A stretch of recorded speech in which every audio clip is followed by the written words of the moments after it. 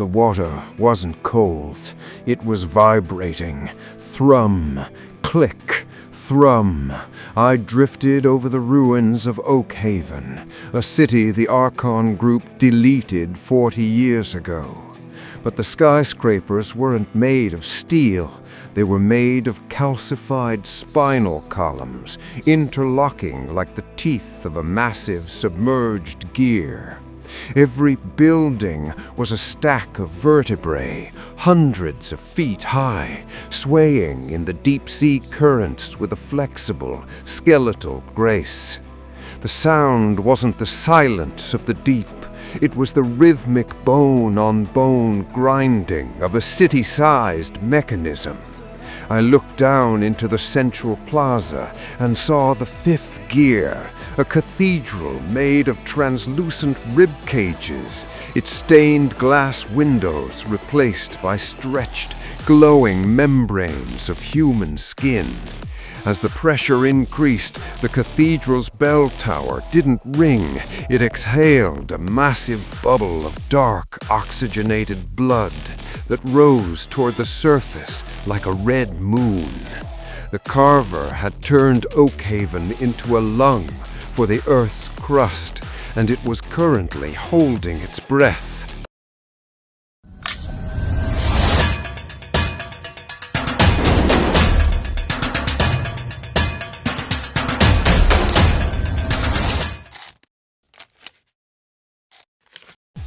The nautical map from the main lighthouse led me to a coordinate in the North Atlantic that didn't exist on any modern chart. In the Archon simulation, this was the dead water, a vast, empty expanse of featureless blue where the render engine would simply loop the waves to save memory. But as my submersible descended past the 3,000-foot mark, the dead water began to fill with the silhouettes of a nightmare. The sonar started pinging off shapes that were too geometric to be rock and too organic to be wreckage. I was entering the Redacted Zone of Oakhaven, a city that had been physically deleted from the surface in 1986 to make room for the optimized landmass of the new world.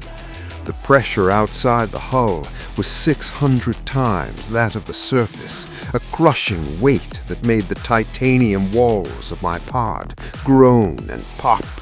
My floodlights cut through the murk, revealing a forest of skyscrapers that looked like they had been grown rather than built. They weren't made of concrete or glass.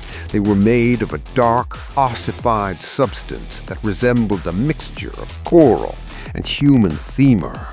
These bone towers were hundreds of stories tall, their windows flickering with a faint bioluminescent green light that pulsed in a slow, hypnotic rhythm.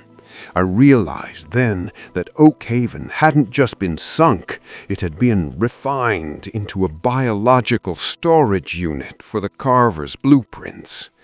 As I navigated through the canyons of the city, I saw that the streets were paved with a thick, pulsating carpet of what looked like brain tissue, weaving between the buildings like a massive submerged neural network. There were no fish here, no life that I recognized, only drowned maintenance units, humanoid shapes encased in translucent gelatinous suits that moved with a slow mechanical precision. They were cleaning the bone towers, scraping away the salt and the silt with tools made of sharpened ivory. I realized that the Carver had been maintaining this city for 40 years, waiting for the simulation to end so he could bring Oakhaven back to the surface as the new capital of the rot. The temperature outside was rising. The hydrothermal vents of the mid-Atlantic ridge were being funneled into the buildings to act as a heating system. I could see steam, or something that looked like steam, erupting from the chimneys of the skyscrapers, creating a thick, black fog that obscured the towers above. This wasn't just a ruins, it was a functioning factory of anatomy. The Carver had used the pressure of the deep to compress the bodies of the deleted residents into structural materials, turning their history into the literal foundation of his clock. I felt a profound vertigo as I looked up at the vertebrae spires, knowing that each one represented thousands of lives the Archon Group thought they had simply erased. I reached the central plaza of Oakhaven, a vast circular arena where the fifth gear was currently rotating. The ground here was made of interlocking skull fragments polished to a mirror shine by the constant movement of the sea. In the center stood the clockwork cathedral, a massive structure of flexible rib cages and pulsing organs that served as the primary regulator for the tectonic plates beneath us. I could hear the grinding of the continental shelf, a deep earth-shaking scrape that was being synchronized by the movement of the cathedral's central spire. I knew that I had to exit the submersible. The fifth tooth was inside that cathedral, and it was the only thing keeping the ocean floor from tearing itself apart. Location: Drowned Oakhaven, Tectonic Sector 5. Victims: the collective of Oakhaven. Estimated 40,000 integrated assets. The clockwork cathedral is the most complex biological structure I have ever audited. A massive self-sustaining organism that functions as a tectonic stabilizer. It is constructed from the skeletal surplus of an entire city, with 40,000 distinct nervous systems woven into a single, unified city mind. The forensic evidence suggests that the victims were not killed before integration. They were compressed under the sea's weight while being kept in a hyper-oxygenated stasis. Their collective consciousness now acts as the software for the cathedral, calculating the minute shifts in the Earth's crust and adjusting the biological gears to prevent a planetary collapse. The spire of the cathedral is a 300-foot-tall needle of reinforced human radius bones, which rotates once every 60 minutes. This rotation is powered by a cardiac reservoir located beneath the plaza, a massive literal lake of blood that is kept in motion by a series of industrial-scale heart pumps. Every time the spire moves, it sends a low-frequency vibration through the water that can be felt all the way to the coast of Maine. This is the pulse of the abyss, the signal that tells the other gears that the foundation is still stable. The Carver has turned the memory of a deleted city into a physical anchor for the world's geography. Inside the cathedral, the air, if you can call it that, is a thick oxygenated slurry of blood and salt water that allows the integrated assets to survive. I had to wear a pressurized rebreather that felt like a parasite on my face, the metallic echo of my own breathing, the only sound in the vast, pulsing hall. The walls were lined with neural bas-reliefs, living sculptures of people frozen in mid-scream. Their eyes were placed by flickering green LEDs that displayed the current tectonic pressure. I realized that the cathedral wasn't just a machine, it was a library of agony, a place where every deleted life of Oakhaven was being stored in a permanent state of functional torture. Dr. Thorne's voice crackled in my ear from the surface, sounding distant and distorted by the miles of water between us. He was monitoring the seismic data and warned me that the cathedral's blink rate was accelerating. "Silas, the fifth gear is starting to slip. If the rib gears don't interlock in the next 10 minutes, the mid-Atlantic ridge is going to snap like a dry twig." I moved toward the altar of aortas, which was actually a massive open-heart surgery table where the primary winding valve was located.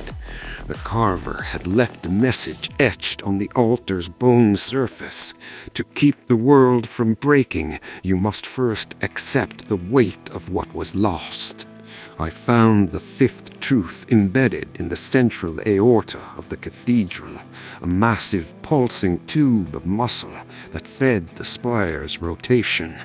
It was a molar, larger than the others, and it was glowing with a deep subterranean red light that pulsed in time with the exhaled bubbles I had seen from the submersible.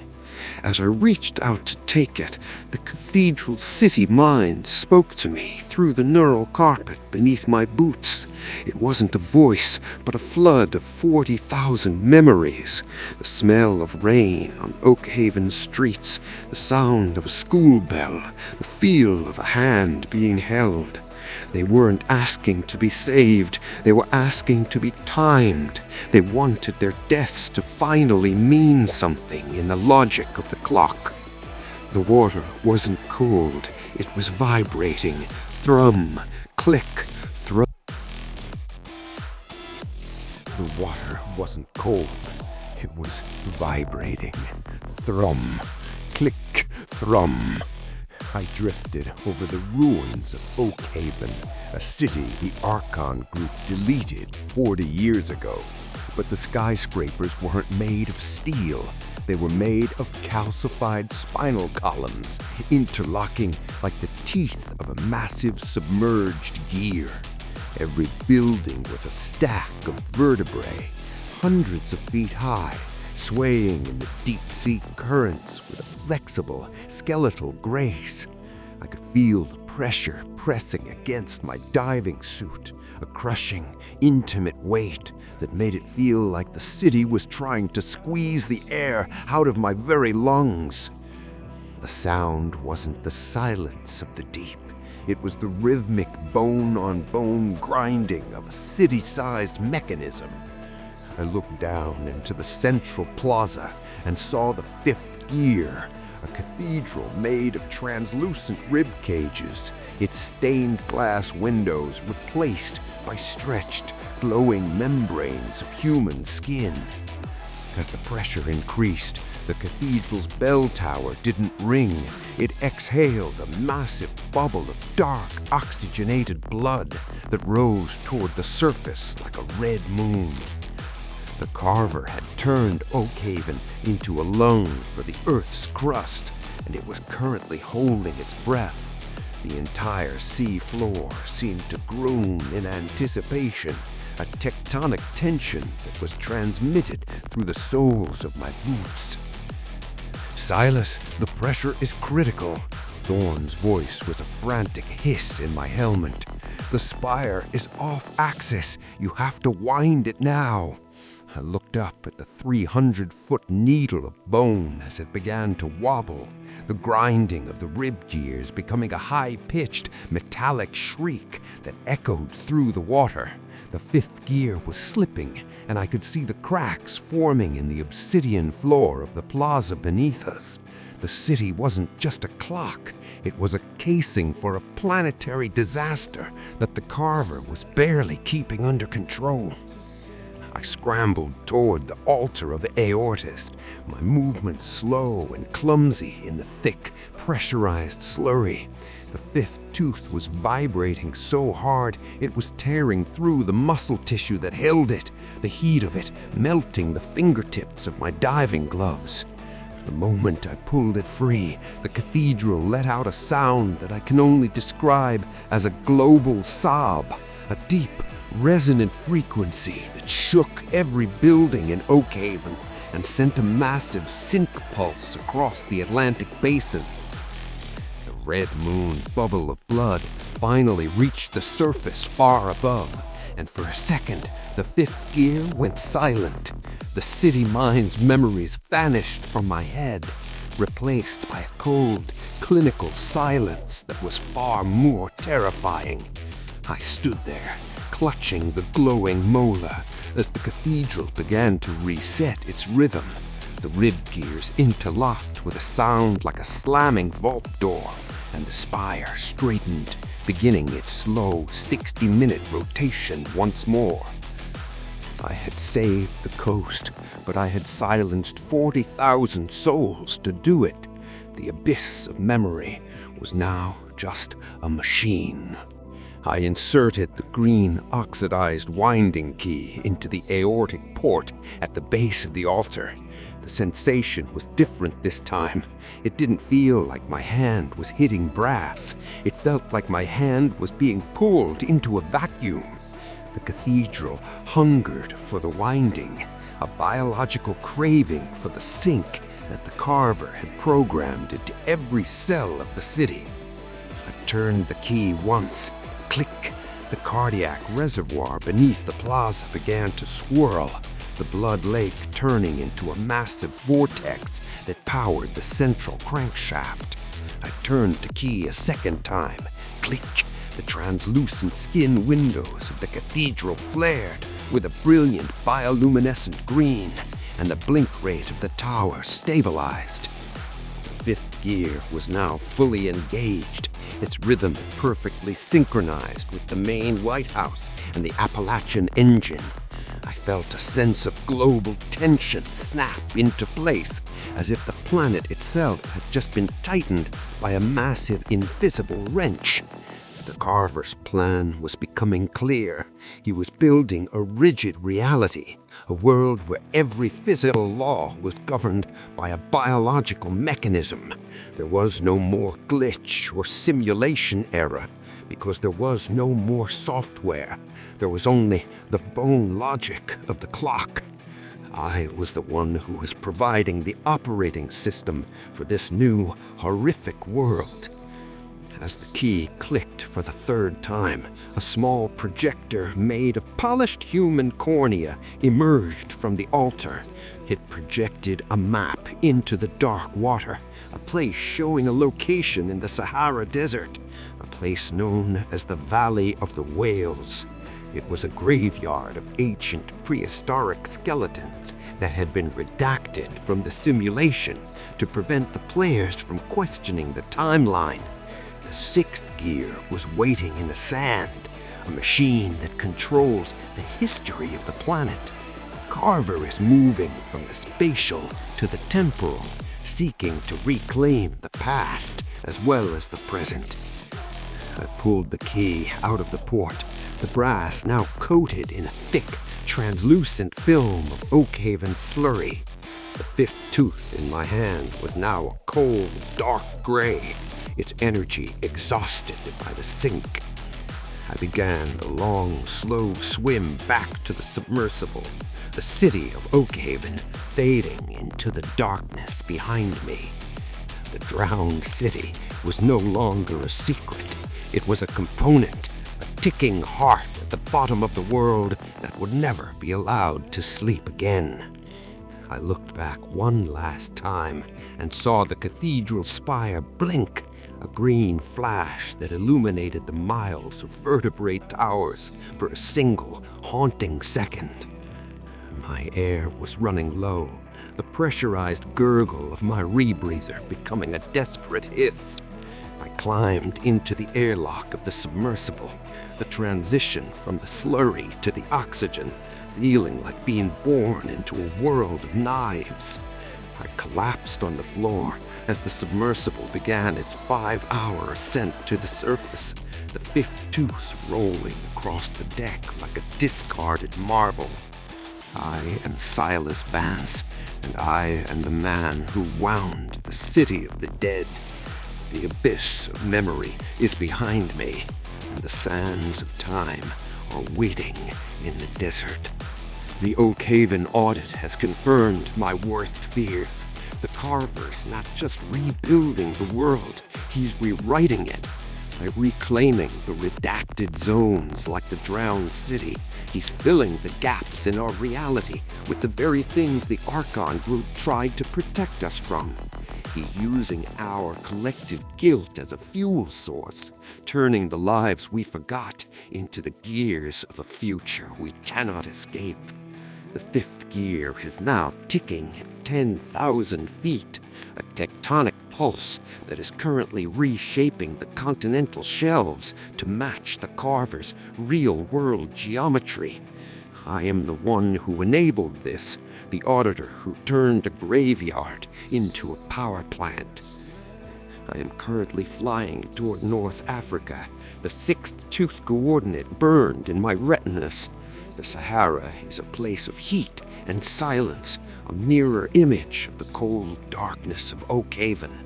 The Carver is seeking the temporal regulator in the Valley of the Whales, a gear that will allow him to lock the history of the planet so it can never be deleted again. He wants a reality that is permanent, a world where the old rot is the only thing that remains. I can feel the sink growing stronger with every mile I travel, a vibration in my teeth that tells me the 6th hour is approaching. The Archon Group gave us a world where nothing mattered because nothing was real. The Carver is giving us a world where everything matters because everything is paid for in bone and blood. I'm starting to wonder if the final chime is not the end of the world, but the beginning of the real one. A world where we can never close our eyes again. I look at my hands and see the slurry of Oakhaven under my nails, a permanent stain of the drowned city that I will carry to the desert. The countdown is now halfway complete. 5 gears are wound, 7 remain. The frequency is no longer a sound, it's a static that is blurring the edges of my vision. I am Silas Vance, and I am the man who is winding the apocalypse. The sands of time are shifting, and the Valley of the Whales is waiting to be audited. If you are still watching, then you are part of the mechanism. Stay awake, stay alert. The desert is breathing, and the 6th gear is about to turn.